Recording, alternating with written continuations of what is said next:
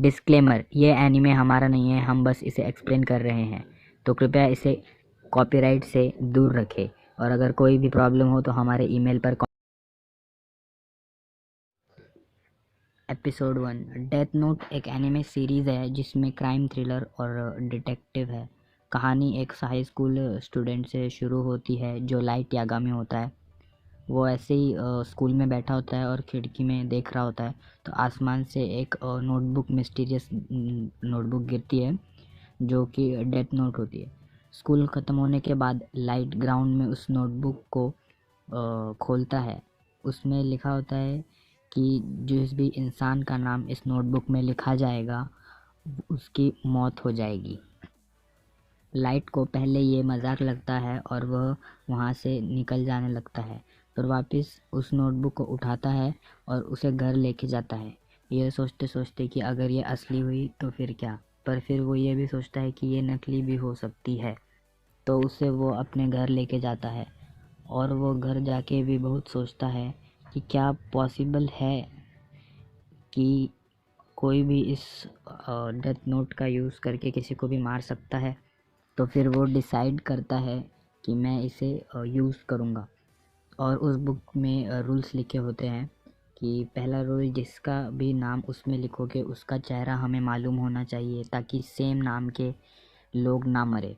और दूसरा, और अगर मौत का कारण लिखा जाता है तो वो इंसान 40 सेकंड बाद वैसे ही मरेगा, और अगर मौत का कारण ना लिखा हो तो वो इंसान हार्ट अटैक से मरेगा। मौत का कारण लिखने के बाद मौत की डिटेल्स 6 मिनट 40 सेकंड में लिखनी होंगी, मतलब या तो उन्हें आराम से मार सकते हैं या तड़पा के। उसके बाद बहुत देर सोचने के बाद वह टीवी ऑन करता है और न्यूज़ चैनल खोलता है। तो टीवी पे न्यूज़ चल रही होती है, तो वो देखता है एक खूनी ने स्कूल में टीचर्स और स्टूडेंट को बंदी बनाया होता है, जो कि 42 ईयर्स का कुको ओताहारा होता है। लाइट उसका नाम उस नोटबुक में लिख देता है और टाइम वॉच में टाइम देख रहा होता है। कुछ देर बाद लाइट को लगता है कि ये नोटबुक कुछ काम नहीं करती और ये सब फालतू है, और वह नोटबुक को बंद करता है। जैसे ही वो टीवी बंद करने जा रहा होता है, उसी टाइम टीवी पे न्यूज़ आती है कि सारे टीचर्स और स्टूडेंट बाहर आ रहे हैं भाग के। वहाँ पर खूनी मरा हुआ मिलता है। लाइट चौंक जाता है। और सोचता है कि ये कैसे पॉसिबल है। और फिर वो उसकी मम्मी आ जाती है और फिर वह क्लासेस चला जाता है टीवी बंद करके। वो सोचता है मुझे इसे और एक बार टेस्ट करना होगा, लेकिन मुजरिम पर। क्लासेस में वो यही सोचता रहता है। क्लास के बाद कुछ गुंडे एक लड़की को परेशान कर रहे होते हैं। लाइट जैसे ही ये सब देखता है वो उन सब का नाम उधर लिख देता है, तो वो गुंडे भी मर जाते हैं। फिर उसका शक यकीन में बदल जाता है कि डेथ नोट सच में है। फिर हमें दूसरे डायमेंशन में दिखाया जाता है जहाँ पर शिनिगामी होते हैं, यानी मौत के देवता जहाँ पर शिनिगामी होते हैं। डेथ नोट का मालिक फिर र्यूग, जिसकी वो डेथ नोट होती है, वो इंसानी दुनिया में आता है डेथ नोट को ढूंढने। र्यूग लाइट के पास पहुंच जाता है। लाइट डर जाता है।